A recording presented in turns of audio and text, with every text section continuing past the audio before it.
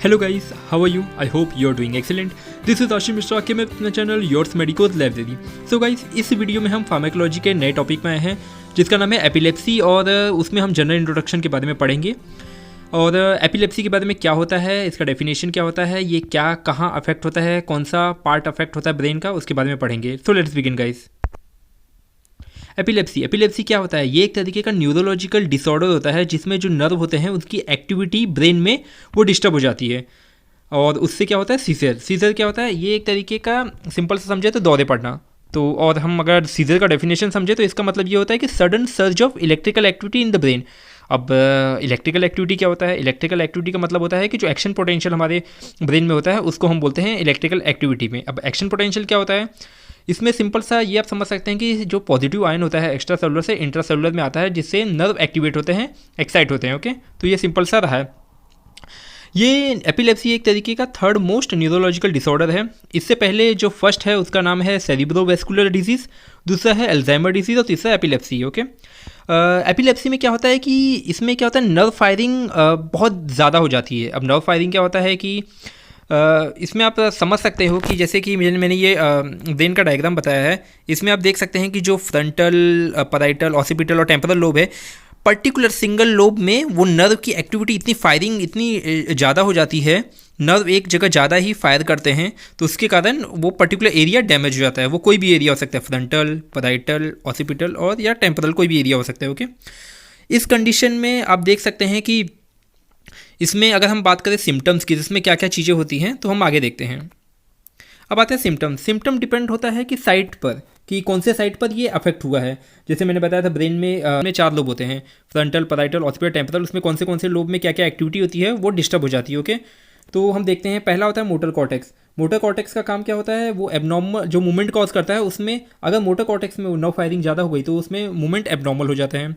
Okay, और दूसरा हो गया ऑसिपिटल लोब में अगर ये नर्व फायरिंग हो गई तो इससे वो ऑसिपिटल लोब का पार्ट डैमेज हो जाएगा, जिससे विजुअल या ऑडिटरी हेलुसिनेशन कॉज हो जाएंगे। ओके, ये विजुअल और ऑडिटरी फंक्शन डिस्टर्ब हो जाते हैं। फ्रंटल लोब में अगर ये प्रॉब्लम आ गई तो थिंकिंग, प्लानिंग या इमोशनल जो फंक्शन होता है वो डिस्टर्ब हो जाता है। वहीं अगर बात करें टेम्पोरल लोब में तो मेमोरी, अंडरस्टैंडिंग, लैंग्वेज, ये इसमें प्रॉब्लम आने लगती है। ओके, और वहीं बात करें पैराइटल लोब में तो perception, making sense of word और स्पेलिंग, पूरा मिला कि ये सब में प्रॉब्लम आना शुरू होती है। अगर नर्व फायरिंग इस पर्टिकुलर लोब में अगर आ गए हैं, उससे ये पर्टिकुलर लोब में डैमेज हो जाएगा, उससे जो फंक्शंस होते हैं वो डिस्टर्ब हो जाएंगे। ओके, अब आते हैं एपिलेप्सी के टाइप। ओके, एपिलेप्सी में ओवरऑल देखा जाए तो मेनली इसके जो कॉजेज होते हैं, पहले टाइप से पहले हम कॉजेज देख लें तो इसमें मेनली होता है एडियोपैथिक और सिम्टोमेटिक। एडियोपैथिक का मतलब होता है कोई पर्टिकुलर कॉज नहीं है फॉर सीजर, फॉर दौरे पड़ना, उससे जो दौरे पड़ते हैं एपिलेप्सी से, तो उसके कोई पर्टिकुलर कोई कॉज नहीं है। ओके, वहीं सिम्टोमेटिक देखें तो इसके कॉज हैं। कौन से कॉज होते हैं? आप ज़्यादा ड्रग्स यूज़ कर रहे हो उससे होता है, ट्यूमर के कारण होता है, या हेड में कोई इंजरी हो गई उसके कारण एपिलेप्सी हो सकता है, या हाइपोग्लाइसेमिक कंडीशन से एपिलेप्सी हो सकता है, या अल्कोहल विड्रॉल से। अल्कोहल विड्रॉल मतलब कि अचानक जो व्यक्ति शराब पीता है या अल्कोहल कंज्यूम करता है, सडनली बंद कर ले तो उससे ये सब दौरे पड़ना शुरू होते हैं। और इसमें एक और चीज़ इंपॉर्टेंट है, सिम्टोमेटिक मतलब कि सिम्टोमेटिक में ये इंपॉर्टेंट चीज़ दिया है कि 2 और मोर सीजर हो सकते हैं अगर ये सिम्टोमेटिक एपिलेप्सी में अगर ज़्यादा फैक्टर एक साथ कॉज किए तो ये चीज़ें पड़ सकती हैं, 2-3 दौरे पड़ सकते हैं। अब आते हैं क्लासिफिकेशन में देखा जाए तो 2 क्लासिफिकेशन होता है, एक पार्शियल एपिलेप्सी होता है और आगे हम देखेंगे एक जनरलाइज्ड एपिलेप्सी होता है। पार्शियल में क्या होता है? पार्शियल में भी 2 एक तरीके सब टाइप दिए हैं, सिंपल पार्शियल और कॉम्प्लेक्स। तो पार्शियल में क्या होता है कि जो ब्रेन का होता है एक ही पोर्शन या कुछ पोर्शन अफेक्ट होता है, या एक ही लोब अफेक्ट होता है। जैसे आप देख सकते हैं कि ये लेफ्ट हेमिस्फीयर है ब्रेन का, ये राइट हेमिस्फीयर है, तो पर्टिकुलर एक जगह अफेक्ट होना या ये पार्ट अफेक्ट होना, तो पर्टिकुलर एक ही जगह अफेक्ट होगा। ओके, तो इसमें ज़्यादा कोई समझने वाली बात नहीं, आप समझ सकते हैं पार्शियल से ही ये पता चलता है कि हाफली। अब आता है सिंपल पार्शियल। इसमें क्या होता है कि हाइपर एक्टिव न्यूरॉन्स एक्टिवेट हो जाएंगे बट एक ही लोब अफेक्ट होगा। ओके, और ये स्प्रेड नहीं होता है, ये इंपॉर्टेंट है, और इसमें कॉन्शियसनेस रिमेन रहता है, मतलब कि वो कॉन्शियस रहता है, वो समझ सकता है। ओके, बेहोश नहीं रहता है वो। ठीक है, वही बात करें कॉम्प्लेक्स पार्शियल में तो कॉम्प्लेक्स हेलुसिनेशन कॉज होता है जिसमें चीविंग, डायरिया, यूरिनेशन का प्रॉब्लम होता है और वो कॉन्शियसनेस अल्टर होता है, वो बेहोश हो सकता है इस कंडीशन में। ओके, अब आते हैं जनरलाइज्ड एपिलेप्सी। जनरलाइज्ड एपिलेप्सी ये सेकंड पार्ट है। इसमें क्या दिया है कि ये लोकली और spread abnormal impulse to both hemisphere. जैसे मैंने बताया था कि ब्रेन के कुछ हेमिस्फीयर होते हैं, 2 लेफ्ट और राइट होते हैं। ओके, तो दोनों हेमिस्फीयर को ये अफेक्ट कर सकता है। ओके, अब बात आते हैं कि इसमें क्या क्या चीज़ें और आती हैं जनरलाइज्ड में। ओके, तो इसमें आते हैं, पहला होता है टॉनिक क्लॉनिक, टॉनिक क्लिनिक लिखा है, सॉरी ये टॉनिक क्लॉनिक है। ओके, तो टॉनिक क्लॉनिक इसको दूसरा नाम दिया है कि grand mal epilepsy. Okay, don't consider as a grandma. Okay, इसे ग्रैंडमल एपिलेप्सी। ओके, सो इसके सिम्टम्स क्या, ये टॉनिक क्लॉनिक पहले होता है क्या ये समझ लेते हैं।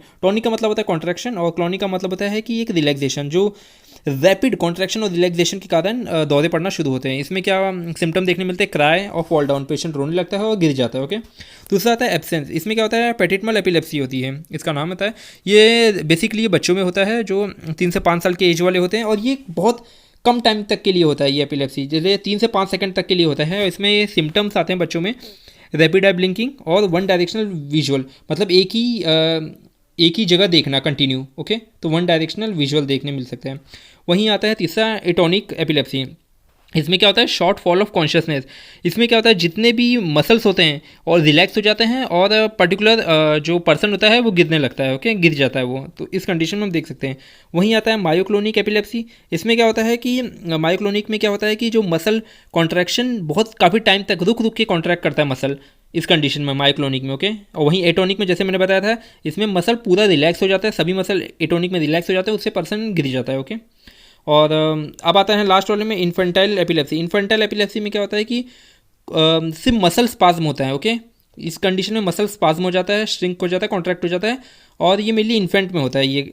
ओके, तो इसीलिए नाम दिया है इन्फेंटाइल। ओके, सो गाइस इस वीडियो में इतना ही, ये एक तरीके का जनरल इन्फॉर्मेशन रहा है। ओके, आगे वाली वीडियो में मैं इसका ट्रीटमेंट बताऊंगा, इसका मेडिसिन पॉइंट ऑफ व्यू बताऊंगा। ओके, और अगर आपको कोई भी इसमें डाउट हो तो प्लीज़ मुझे मैसेज करिए, कमेंट करिए। Okay, so thank you so much guys for your attention, and if you get any benefit from this, so please hit the like button and subscribe my channel. Thank you so much guys.